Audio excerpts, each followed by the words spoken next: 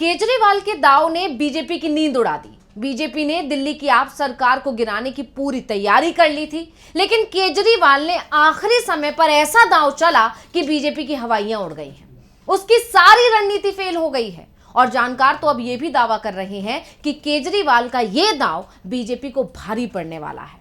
खासकर आगामी चुनाव पर इसका जबरदस्त असर पड़ेगा। बहुत सोच समझकर केजरीवाल ने एक रणनीति के तहत इस्तीफा दिया और अब आतिशी को दिल्ली की नई मुख्यमंत्री बना दिया।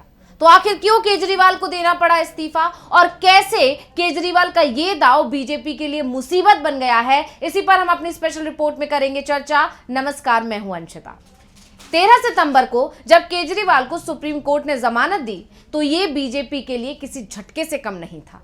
और इसके बाद जब केजरीवाल जेल से बाहर आए और उन्होंने जिस तरह से बीजेपी को चुनौती दी तो उससे साफ हो गया था कि केजरीवाल अब जबरदस्त अटैकिंग मोड में है और उन्होंने कोई जबरदस्त और बड़ा प्लान बनाया है। केजरीवाल ने जेल से निकलते ही बीजेपी को चुनौती दी थी कि अब उनके हौसले 100 गुना ज्यादा हो चुके हैं। मैं जेल से बाहर आया हूं, मेरे हौसले 100 गुना ज्यादा बढ़ गए हैं।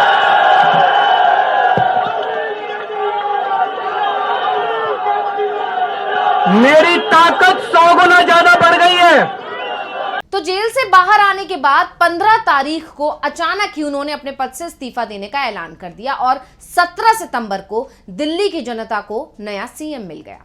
केजरीवाल ने आतिशी के नाम का प्रस्ताव रखा और सभी विधायकों ने उनके नाम का स्वागत किया। अब केजरीवाल के इसी दांव ने बीजेपी को होश उड़ा दिए, क्योंकि बीजेपी ने सपने में भी नहीं सोचा था कि केजरीवाल इस्तीफा दे देंगे। क्योंकि जब केजरीवाल ने 177 दिन तक जेल से सरकार चलाई, जेल के अंदर रहकर सरकार चलाई, उस दौरान बीजेपी लगातार उनसे इस्तीफे की मांग कर रही थी। तब भी केजरीवाल ने इस्तीफा नहीं दिया था और अब जब वो जेल से बाहर आ गए, उन्हें जमानत मिल गई, तो उन्होंने अचानक से इस्तीफा दे दिया। अब केजरीवाल के इसी मूव के बाद से सियासी गलियारों में चर्चा गरमाई हुई है और सबसे बड़ा सवाल तो यही है कि आखिर केजरीवाल ने इस्तीफा क्यों दिया, और अगर इस्तीफा देना ही था तो जेल से इतने दिन तक सरकार क्यों चलाई, पहले भी तो दे सकते थे। तो इसकी बड़ी वजह जो निकलकर सामने आ रही है वो ये कि जमानत की जो शर्तें हैं उनके मुताबिक केजरीवाल ना तो सीएम ऑफिस जा सकते थे और ना ही किसी फाइल पर दस्तखत कर सकते थे, और इसी को बीजेपी अपना सबसे बड़ा हथियार बनाने की फिराक में थी। बीजेपी के विधायकों ने तो 30 अगस्त को राष्ट्रपति को ज्ञापन तक सौंप दिया था और दिल्ली में संवैधानिक खतरे का हवाला देते हुए सरकार को बर्खास्त करने की मांग कर दी थी। और इसके बाद जो है राष्ट्रपति ने इस पत्र को जो है गृह मंत्रालय को भेज भी दिया था। बीजेपी का कहना था कि क्योंकि सीएम किसी भी फाइल पर दस्तखत नहीं कर सकते, इसलिए कई योजनाएं जो अधूरी पड़ी हुई हैं वो पूरी नहीं हो पा रही हैं और इसका खामियाजा सिर्फ और सिर्फ दिल्ली की जनता को भुगतना पड़ रहा है। इसलिए दिल्ली में राष्ट्रपति शासन लगाया जाए। यानी बीजेपी पूरी कोशिश में थी कि सरकार गिर जाएगी और आम आदमी पार्टी जनता को लुभाने के लिए ना तो कोई योजना ला पाएगी और ना ही अधूरे पड़े काम पूरे कर पाएगी, और इसका नुकसान उसे दिल्ली विधानसभा चुनाव में उठाना ही पड़ेगा। लेकिन बीजेपी के सारे मंसूबे फेल हो गए। केजरीवाल ने तो जेल से बाहर आते ही पूरी बाजी पलट दी। उन्होंने इस्तीफा दे दिया और आतिशी को कमान सौंप दी। अब आतिशी दिल्ली की नई सीएम है और केजरीवाल ने ऐलान कर दिया है कि जब तक दिल्ली की जनता उन्हें दोबारा चुनकर नहीं भेजेगी तब तक वो दिल्ली की सीएम की कुर्सी पर नहीं बैठेंगे। यानी केजरीवाल ने इमोशनल कार्ड भी खेल दिया। वहीं अब आतिशी को दिल्ली की कमान सौंपकर केजरीवाल पूरी तरह से चुनाव प्रचार में जुट जाएंगे।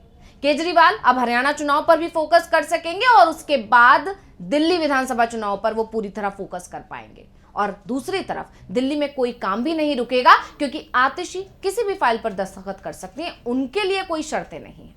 इसके अलावा केजरीवाल ने महिला सीएम बनाकर महिलाओं को भी साधने की कोशिश की है। यही नहीं, इस फैसले से यह भी संदेश जाएगा कि आम आदमी पार्टी एक परिवार की पार्टी नहीं है। यानी पार्टी पर परिवारवाद का आरोप नहीं लग सकता, क्योंकि जब से केजरीवाल जेल गए थे उनकी पत्नी सुनीता केजरीवाल के नाम की चर्चा तेज हो गई थी। दावे यहां तक हो रहे थे कि अब सुनीता केजरीवाल को सीएम बनाया जा सकता है जब अरविंद केजरीवाल अपने पद से इस्तीफा दे देंगे। यहां तक कि जब केजरीवाल ने अपने पद से इस्तीफा देने का ऐलान किया तब भी सुनीता केजरीवाल का नाम रेस में था, लेकिन केजरीवाल ने आखिर में इन सभी दावों को खारिज किया और कमान आतिशी के हाथ में दे दी। अब आतिशी दिल्ली का कामकाज संभालेंगी और केजरीवाल पूरी तरह से चुनाव प्रचार पर फोकस करेंगे। यानी अब ये तो साफ हो गया कि केजरीवाल ने सीएम पद से इस्तीफा क्यों दिया, और अब ये सवाल है कि उन्होंने आतिशी को ही क्यों चुना, ये भी समझ लेते हैं। लेकिन उससे पहले आतिशी का बयान सुन लेते हैं जो उन्होंने विधायक दल का नेता चुने जाने के बाद दिया। भारतीय जनता पार्टी ने भ्रष्टाचार के आरोप लगाए, झूठे केस किए, फर्जी केस किए, अपनी एजेंसीज ईडी को, सीबीआई को उनके पीछे छोड़ दिया, उनको झूठे मुकदमे में 6 महीने तक जेल में रखा। आखिरकार सुप्रीम कोर्ट ने उन्हें जमानत दी, और सुप्रीम कोर्ट ने सिर्फ उनको जमानत नहीं दी, सुप्रीम कोर्ट ने केंद्र सरकार के मुंह पे तमाचा मारा। तो आतिशी ने सीएम बनते ही ईडी सीबीआई पर जमकर हमला बोला।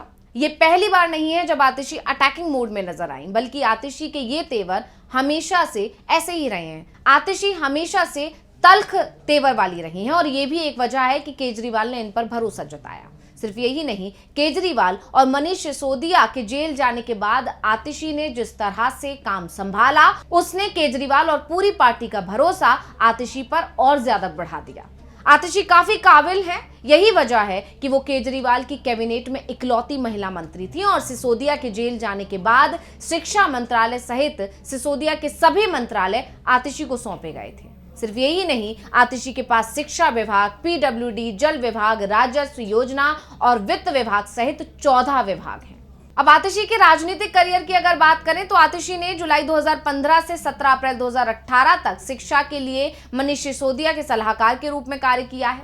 आतिशी 2015 में मध्य प्रदेश के खंडवा जिले में जल सत्याग्रह में भी शामिल रही हैं। वो विरोध प्रदर्शनों के साथ साथ कानूनी लड़ाई के दौरान भी एक्टिव रही।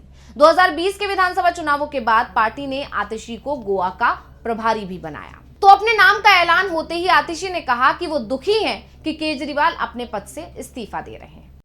मेरा अपने सभी कार्यकर्ताओं से, सभी विधायक साथियों से, दिल्ली के लोगों से बस एक ही अनुरोध है, आप में से कोई मुझे बधाई मत दीजिएगा, आप में से कोई मुझे माला मत पहनाइएगा, क्योंकि मेरे लिए और मुझे लगता है सभी दिल्ली वालों के लिए ये एक बहुत दुख की घड़ी है कि दिल्ली के चहेते मुख्यमंत्री को आज इस्तीफा दिया है।